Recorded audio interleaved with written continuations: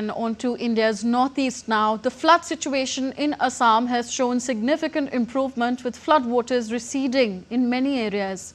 However, the death toll has risen to 14 and over 600,000 people still remain affected across 21 districts, with Shribhumi being the worst hit district, affecting over 200,000 people. Relief efforts are underway as 405 relief camps and centres have been set up, with over 41,000 flood victims taking shelter in 190 relief camps.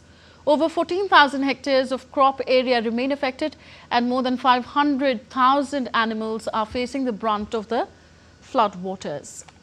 The India Meteorological Department has issued yellow alerts for all northeastern states, predicting moderate rainfall for the next 7 days, with heavy rainfall likely at isolated places in Assam, Meghalaya, Mizoram, Nagaland, Manipur and Tripura.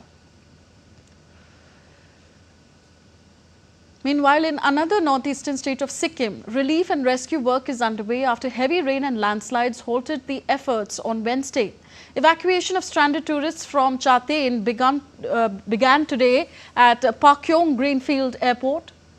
Two Mi-17 helicopters transported 39 evacuees from Chatain to Pakyong Airport in the first batch. Additionally, 4 passengers were safely evacuated using the Cheetah helicopter.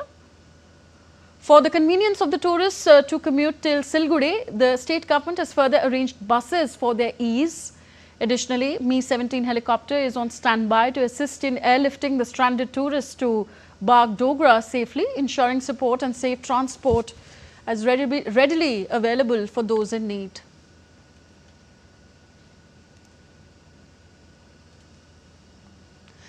And now let's connect with our correspondents spread across the northeast. Subina Roy joins us from Dibrugarh and Manas Pratim Sharma is with us from Gangtok. Manas, coming to you first, tell us about the rescue operations conducted by the Indian Air Force in Chatain. Have all stranded tourists been rescued? Yeah, good afternoon. Today, 63 tourists have been evacuated. The plan was to complete the evacuation drive today itself, but due to inclement weather, basically it's a visibility issue at Chatain, so they have to call off the rescue mission for today. Tomorrow they are likely to resume in the early morning. So today, with the help of 3 Cheetah and 2 Mi-17 helicopters, 63 tourists have been evacuated. They have been safely taken to Pakyong, as you mentioned, and Pakyong, some of them are going to Siliguri to NGP, and 4 or 5, I think precisely 4 tourists, they have been taken to Bagdogra via helicopter, so they will be going to their destination. So today, we can say it's a successful mission, because after a severe attempts yesterday also and the day before yesterday also, today they have successfully evacuated 63%. Along with this evacuation, the state government and other central agencies who are involved in the rescue and rehab mission, they are trying to reach to these areas, particularly Lachen and in and around of that area, because there are multiple landslides. They have been cut off. There is no net mobile connectivity. There is no electricity. Though they are trying to provide all these necessary food items, essential items, healthcare, and so on. Okay. So they are also trying to reach out to the Chatain. And I hope that if everything goes. Okay, yes, one hopes that everything goes as per plans. Coming to Subina Roy now. Subina, with floodwaters receding in many areas, will this give further momentum to the rescue teams operating on the site?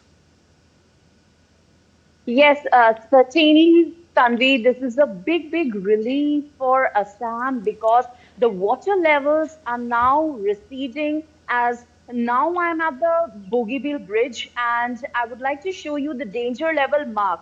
The danger level mark, Tanvi, was around 100 the danger level mark is around 105.70.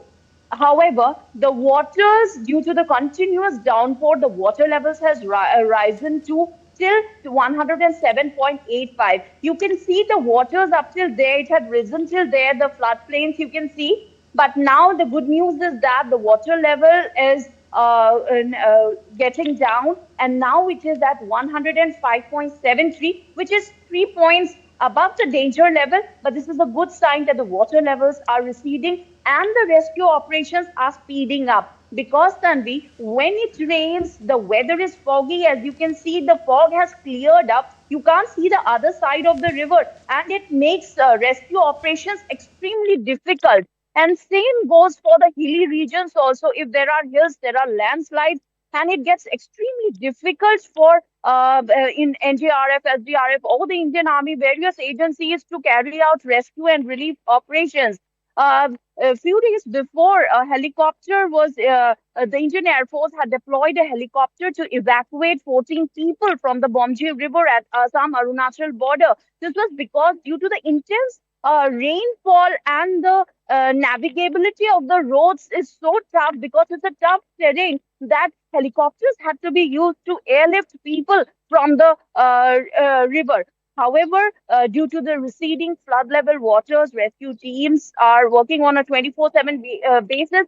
Since the water level has receded, now the water is going on to the lower Assam, which means at Borpeta, Dhubri region, the Brahmaputra is at danger, above danger level. Okay. So, care rescue operations now are being carried out in those regions, because now Hailakandi is a region which is being affected because the Kathakal River there was flowing at its highest flood level, like the topmost of all the rivers, and that's why it has created havoc in the Hailakandi district, but also in the Sribhumi district, particularly in the Barak Valley. So even now, so lower few Assam minutes before, remains the to be Assam on police alert. had Yes. Assam police had issued some photos where rescue teams were seen carrying out little babies, old people, old ladies. They're being evacuated by the teams, you know, carrying out in boats and being taken away to safer places like